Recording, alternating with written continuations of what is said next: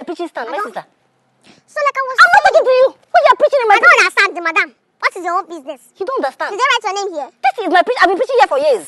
In the book of Jeremiah chapter 3 verse 10, it says, blessed are those that give it, than those that take it. My sister is in Nazareth chapter 3 verse 33. It is not blessed to give than to receive. Yeah, give She your doesn't know offering. the scripture. It's your money she wants. You just want their money. You don't know the scriptures. Yeah, over.